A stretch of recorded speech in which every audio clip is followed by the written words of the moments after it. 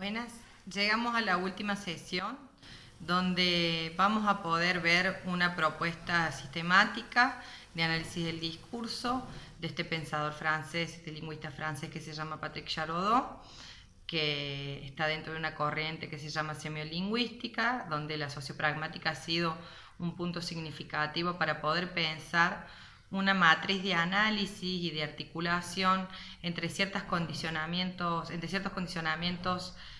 extratextuales y textuales y cómo se ponen en juego a la hora de poder dar cuenta en un sentido analítico de ciertas estrategias discursivas, sobre todo en corpus publicitarios, ¿no?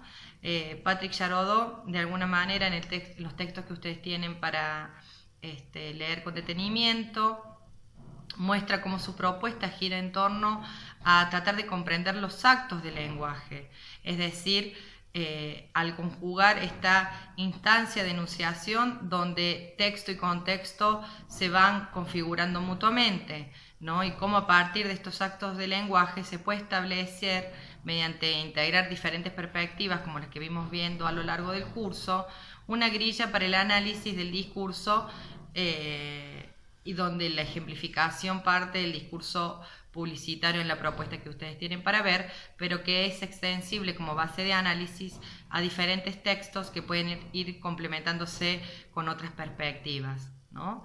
Este autor parte de considerar el acto del lenguaje como el resultado de la relación que ha de establecerse al menos en dos circuitos, ¿no? Acá empieza a dar cuenta del entramado metodológico del autor, digamos, no es que existen efectivamente esos circuitos, sino que son las categorías que propone para poder dar cuenta, para poder desagregar en términos analíticos una propuesta de análisis del discurso. Entonces, el acto del lenguaje es la relación entre al menos dos circuitos y, por ende, entre cuatro protagonistas. Un circuito que él llama externo y un circuito interno, donde cada uno de los protagonistas que forman parte de ese intercambio nos van a dar cuenta de algunos condicionamientos que son bien diferenciales, pero que están relacionados entre sí.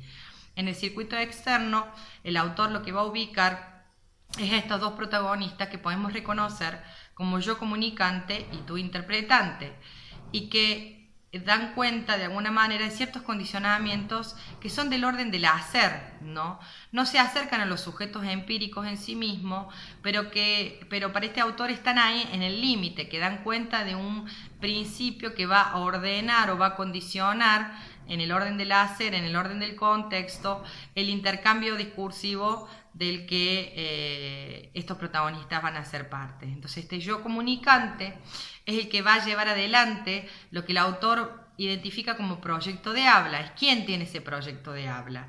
Es quien, digamos, y acá incorporando otras categorías que vimos a lo largo del curso, es quien, así todo dándose cuenta de cierto modelo imaginario de quién va a ser su interlocutor, lo tiene en cuenta a la hora de producir su discurso, su enunciado, ¿sí?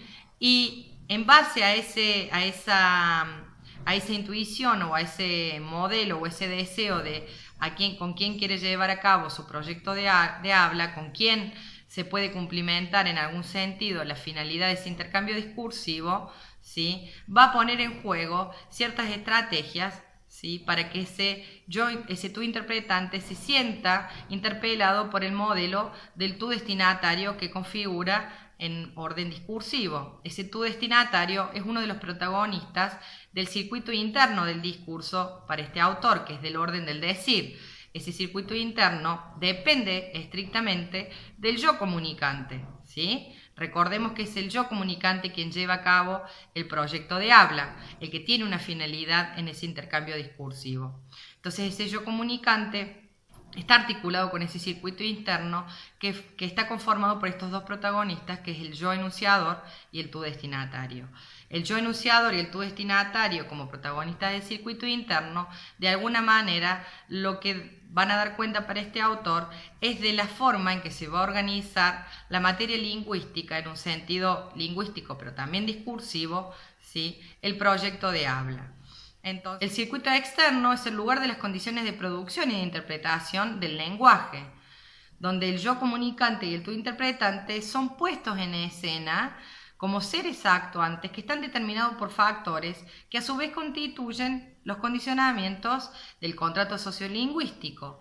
Y ese condicionamiento del contrato sociolingüístico son al menos 3, va a decir este autor, ¿no? Primero se atribuye una imagen psicosocial, es decir, se imagina. Volvemos a la situación de un intercambio entre un jefe y su subalterno. Digamos, hay cierto imaginario que ya va a condicionar o va a formar parte del condicionamiento de ese intercambio discursivo, porque se atribuyen ciertas imágenes que dan cuenta de las posiciones, de la distancia de la relación, etc., ¿no? También cada uno toma parte del contrato de intercambio, que es del orden del hacer. Alguien lleva a cabo el proyecto de habla y alguien acepta, refuta, debate, etcétera, ese intercambio discursivo, ¿sí? Por ejemplo, si yo llevara adelante un proyecto de habla, me hiciera una imagen de mi interlocutor y cuando voy a llevarlo adelante, mi interlocutor simplemente me desconoce como sujeto hablante, el proyecto de habla se cae, se viene abajo, ¿sí? Y por último, ambos dependen de un canal físico de transmisión. Acá la cuestión de los soportes es fundamental, porque eso nos da cuenta de que hay muchas diferencias y diversidades que están vinculadas al soporte de transmisión. No es lo mismo un intercambio cara a cara que, como por ejemplo, puede ser en el caso de una clase, no es lo mismo, una clase donde nosotros compartimos el aquí, el ahora, hay una posibilidad de feedback mucho más significativa, tiene otra temporalidad que, por ejemplo, este intercambio que estamos teniendo nosotros en este curso, donde yo estoy hablando frente a una cámara, esperando que ustedes puedan comprender muchas de las cosas que yo realizo. Entonces, el canal de transmisión, el soporte material a partir del cual se da el intercambio discursivo, forma parte también del contrato sociolingüístico, donde el circuito externo va a dar cuenta de algunos condicionamientos que tienen que ver con ese soporte.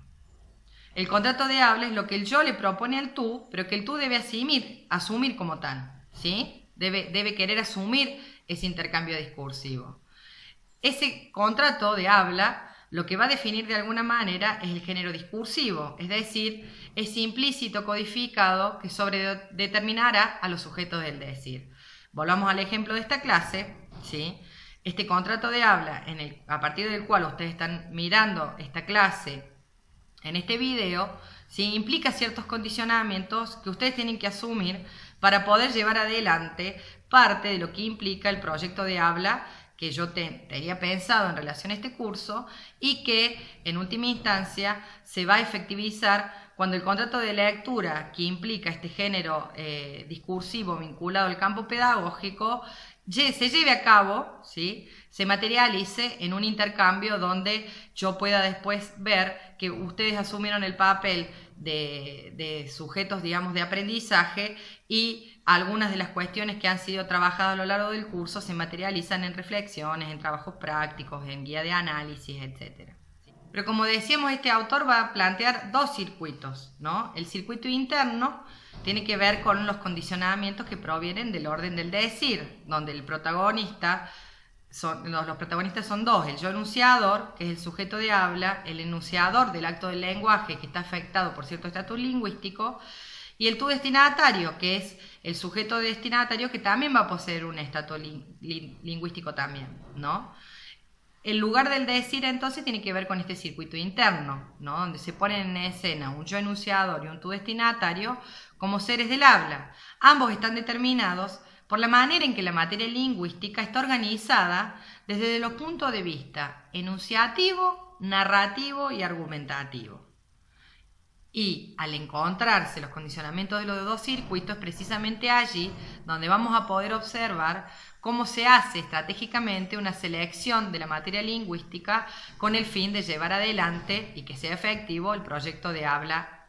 Antes de entrar al nivel de los tres aparatos formales a partir de los cuales se puede arribar al análisis de la organización de la materia lingüística, me parecía importante rescatar que para este autor, digamos muy influenciado también por las teorías de la comunicación, es importante en principio para dar cuenta del circuito interno al menos identificar cuál es la situación de comunicación, ¿sí? Uno podría decir que esa situación de comunicación está constituido por 4 preguntas que lo atraviesan, ¿no? Los interlocutores se comunican para decir qué.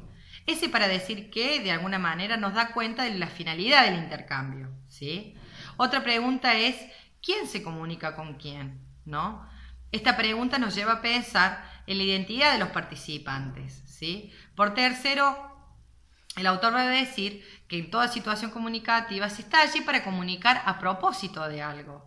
Este propósito de algo de alguna manera nos da cuenta del tema objeto del intercambio, ¿sí? Y por último, ¿en qué circunstancias se comunica? ¿Sí? De alguna manera nos remite a pensar cuáles son las condiciones materiales y físicas, esto de los soportes, que hablamos hace un rato, del intercambio discursivo. Entonces, apenas empezamos a pensar en arribar a algún corpus de análisis específico, tendríamos que identificar y caracterizar al menos cómo se da esa situación de comunicación, al menos como hipótesis, para ver en qué sentido esas respuestas sobre la finalidad, ¿no? Sobre el estatus y la identidad de los participantes, sobre el tema del que se habla o el objeto del que se habla y las condiciones materiales físicas, condiciones materiales y físicas, de alguna manera afectan o se ven afectados por la organización de la materia lingüística. Para este autor, en grandes rasgos, y recuperando algunas propuestas de diferentes discusiones anteriores a su propia producción teórica, va a retomar como 4 grandes finalidades de los intercambios discursivos, ¿no? Y va a decir que una de esas finalidades tiene que ver con un hacer saber, es decir, con un intercambio que está sostenido en la información como parte del proceso de producción y de reconocimiento de ese intercambio discursivo, ¿no? Una segunda finalidad tiene que ver con hacer pensar, ¿no? Donde el énfasis está puesto en una estrategia más de persuasión, de persuadir a que el otro, ¿no?, entre en un proceso de reflexión y de pensamiento. Una tercera finalidad tiene que ver con un hacer, ¿no?, donde la finalidad tiene que ver más con una provocación, con una incitación al hacer, donde la materia se va a organizar en relación a esa finalidad específicamente.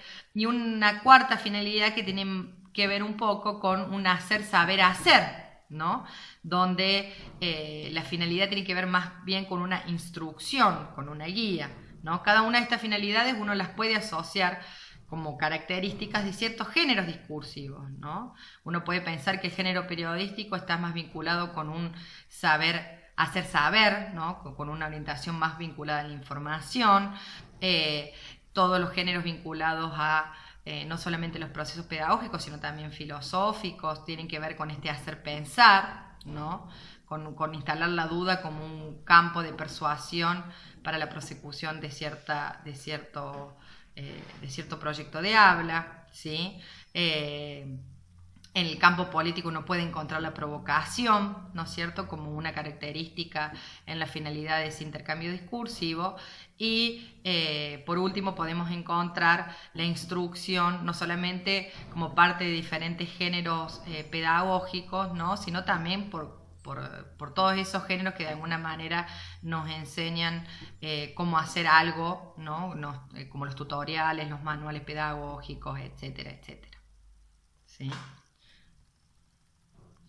Cuando hablamos de la identidad, para este autor uno tendría que tener en cuenta algunos indicadores, ¿no?, como por ejemplo la clase categorial, año, sexo, ocupación en cierta posición, ocupación en la estructura social, ciertos estatus administrativo, profesional, filial, ¿sí?, las relaciones de poder que existen, ¿no?, entre estos dos participantes que forman parte de ese intercambio. Ciertos rasgos psicológicos, ¿no?, que pueden también afectar el estatus lingüístico de cada uno de los interlocutores, y lo que de alguna manera podemos establecer a partir de señalar o caracterizar con estos indicadores algunos de los condicionamientos del circuito externo es la relación de pertinencia que hay entre las identidades y el acto del lenguaje, en el sentido de que, por ejemplo, el estatus de profesor no es pertinente para el caso mismo de preguntar de si me preguntaran, por ejemplo, cuál es la hora en la calle, ¿no es cierto? Es lo mismo que les decía en otro curso.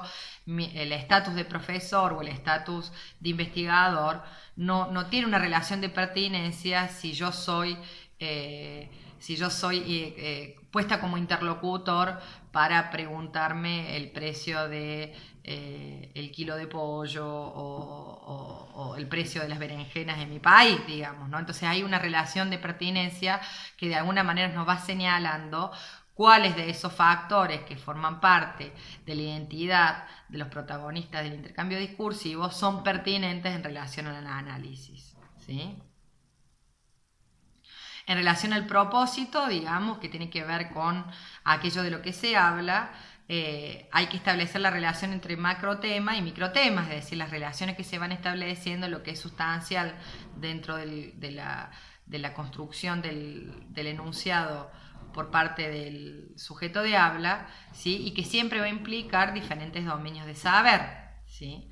Y la cuestión de las circunstancias materiales y físicas tiene que ver precisamente con dar cuenta también del grado de pertinencia en que algunos de esos condicionamientos forman parte del intercambio, del soporte del intercambio, o son circunstancias ajenas a ello. Decíamos que para este autor, para llevar adelante el análisis discursivo propuesto, tenemos que tener en consideración tres aparatos, enunciativo, narrativo y argumentativo, en dos dimensiones, ¿sí? En dos niveles más que dimensiones, en un nivel lingüístico y en un nivel discursivo. A nivel lingüístico, lo que importa es poder detectar, ¿sí?, las marcas, sobre todo en el aparato enunciativo, las marcas que dan cuenta de la ausencia o de la presencia tanto del yo enunciador como del tu destinatario. Es decir, a nivel lingüístico lo que nos interesa en principio es poder reconocer esas marcas que nos señalan, lo que veíamos en la unidad número 6, la subjetividad en el discurso, la presencia del yo y la presencia del tú, ¿sí? Por eso, de alguna manera va a establecer este autor que no solamente tenemos algunas marcas que van a indicar esa presencia o ausencia, sino también la relación que se establece entre ese yo y ese tú, y la relación que va a tener ese yo y ese tú con relación a lo dicho. Esto es lo que vamos a encontrar siempre en el análisis del aparato enunciativo, ¿sí?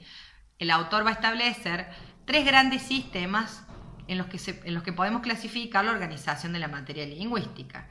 Por un lado tenemos el sistema pronominal, que un poco ya vimos en la unidad número 6, que es la identificación de los protagonistas directamente a través de la utilización de pronombres personales, de personas gramaticales, de pronombres posesivos, ¿sí?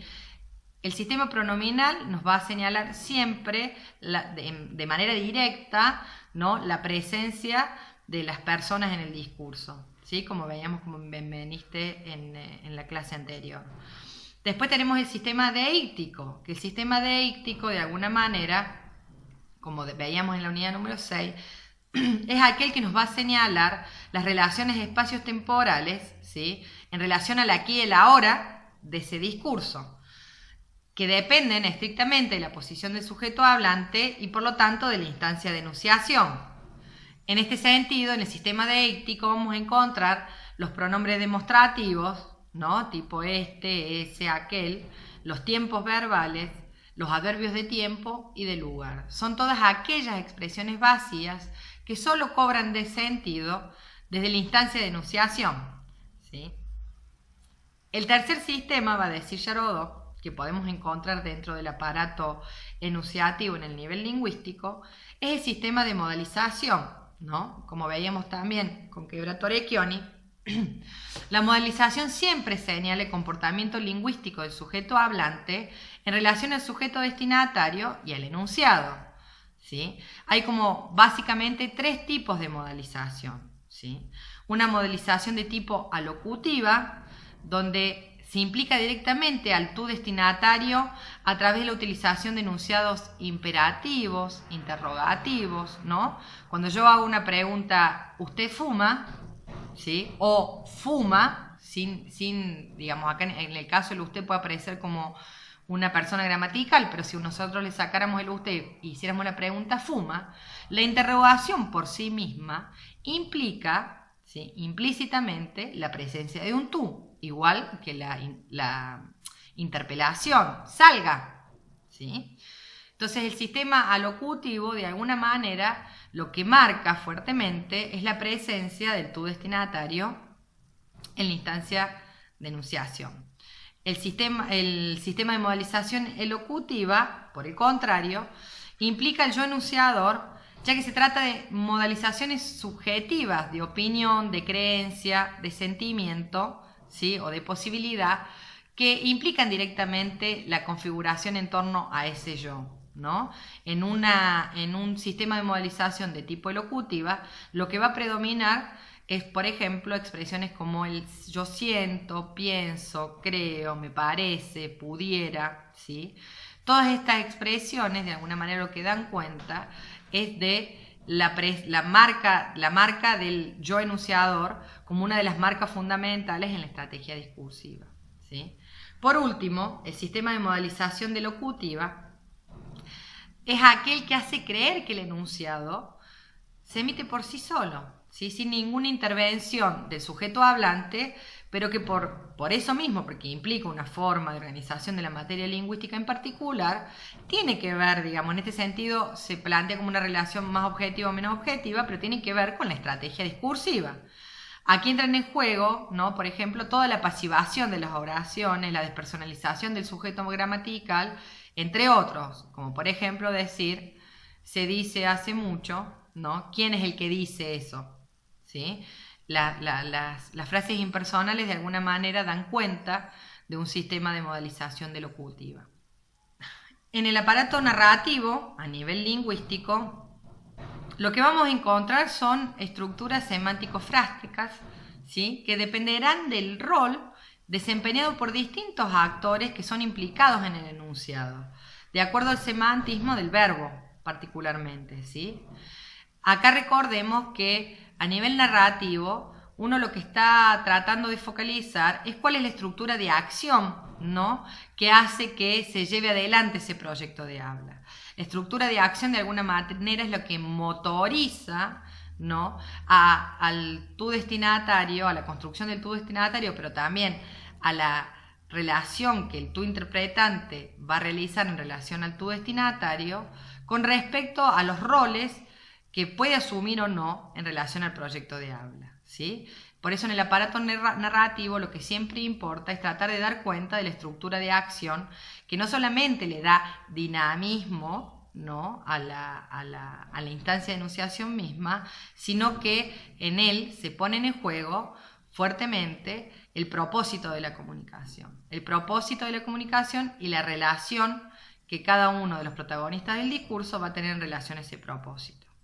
En este sentido, los roles que pueden cumplir los actantes, ¿sí? Los actantes son es la categoría que utiliza Yarodó para dar cuenta de cómo se va configurando el sistema del aparato narrativo, son agente, paciente, auxiliar, beneficiario, aliado y obstáculo, ¿sí? Cada uno de estos actantes que digamos que van a poder cumplimentar, van a asumir un rol dentro de la propuesta discursiva, no necesariamente aparecen todos, ¿no? Pueden aparecer algunos más, otros con más énfasis, ¿sí? Pero siempre hay alguna instancia que asume en términos lingüísticos, en la manera en que se organiza la materia, ¿sí? Algunos de estos roles actanciales que motoriza. Principalmente recuerden que es un autor que está pensando básicamente en el análisis de corpus publicitarios, ¿sí? La cadena, ¿no? narrativa que motoriza, digamos, la persecución, digamos, de un beneficio a partir, digamos, de un beneficio que surge a partir del proyecto de habla de los discursos publicitarios, ¿sí?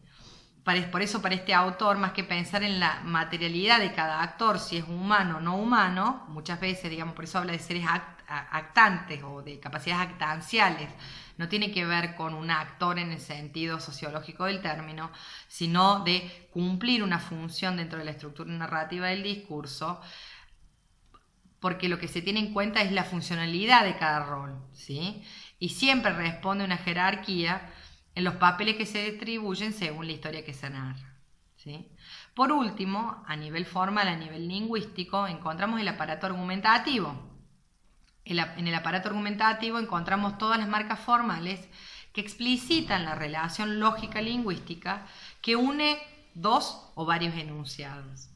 Todo texto, va a decir este autor, para alcanzar su finalidad, debe organizarse a través de estas marcas que le otorgan coherencia y cohesión al mismo, ¿sí? Al menos podemos identificar 4 tipos de relaciones lógicas. Relaciones de conjunción, ¿sí? En las que operan, digamos, marcas lingüísticas como el y, además, también, ¿sí? Operaciones de restricción, donde funcionan, digamos, indicadores lingüísticos como pero, sin embargo, a pesar, ¿sí? Relaciones lógicas de disyunción, donde aparecen o por una parte, por la otra, etc. Y por último, de causalidad. Es decir, entonces, por ello, de allí que cada una de estas marcas nos van a mostrar luego en el nivel discursivo la particular estructura argumentativa que tiene un texto, que forma parte también de la estrategia para llevar adelante la finalidad del intercambio. A nivel discursivo, lo que encontramos son las estrategias, ¿sí? Que en cada aparato van a dar cuenta de cierta particularidad en la que se traman las relaciones lingüísticas con las relaciones de sentido, ¿sí? Entonces, en el aparato enunciativo, a nivel discursivo, debemos dar cuenta del principio de organización que define a la vez la relación entre el yo enunciador y el yo comunicante, ¿sí? En esta relación podemos encontrar transparencia, o sea, hay una homologación en la manera en que se presenta el yo enunciador con quien efectivamente es el yo comunicante, u de opacidad, es decir, el yo enunciador se presenta bajo una forma que no coincide con el estatus psicosocial del yo comunicante, como es el caso de la mentira o el secreto, ¿sí? También a nivel discursivo, en el aparato enunciativo, debemos ver el principio de organización que define la relación entre tu destinatario y tu interpretante, que puede ser de inclusión, o sea, la imagen que construye el yo enunciador acerca de tu destinatario coincide o incluye la imagen de tu interpretante, ¿sí? Esto se vincula siempre a las estrategias de tipo demagógica, o de exclusión, o sea, se produce una delimitación excluyente del destinatario del discurso y que implica una estrategia más de provocación, ¿sí? Ya vamos a ver en los ejemplos con claridad esto. Y por último, la relación que el yo enunciador y el tu destinatario realizan con respecto al enunciado. Acá encontramos un tipo de relación más objetiva, ¿no? Donde se presenta el enunciado tal cual es, sin intervención del sujeto hablante, y que implica, por ejemplo, una modelización de tipo delocutiva, ¿sí? No, estratégicamente no hay una actitud, una valoración del yo enunciador o del tu destinatario con respecto a lo que se dice, ¿sí? O más bien puede ser de tipo subjetiva, donde lo que predomina es más un sistema elocutivo o alocutivo, donde la actitud del hablante en algún sentido forma parte de la configuración de lo que se dice, del objeto, ¿sí? A nivel del aparato narrativo, el principio que organiza este nivel, el discursivo, implica que la toma de conciencia de una carencia desencadenará en un individuo una búsqueda que lo instituye como agente de esa búsqueda, en la cual un objeto representa la carencia colmada, es decir, se ofrece como resultado positivo o negativo.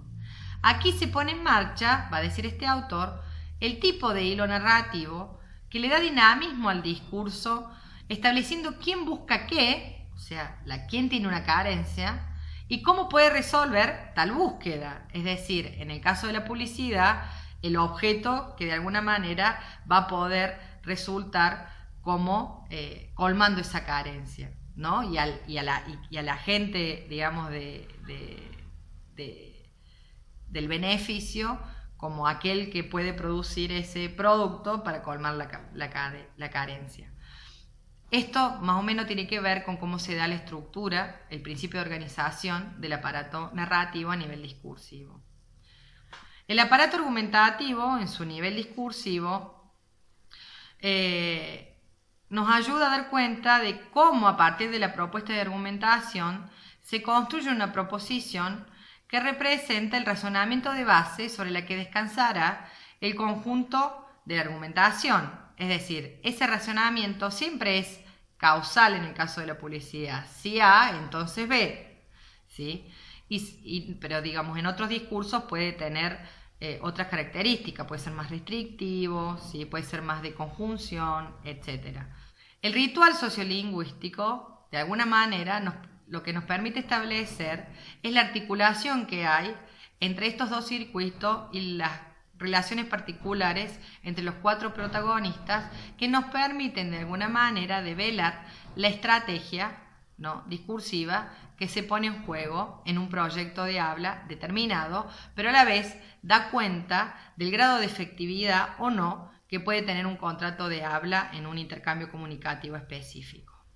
Ahora vamos a ver algunos ejemplos para poner en marcha el funcionamiento del análisis en corpos publicitarios específicos.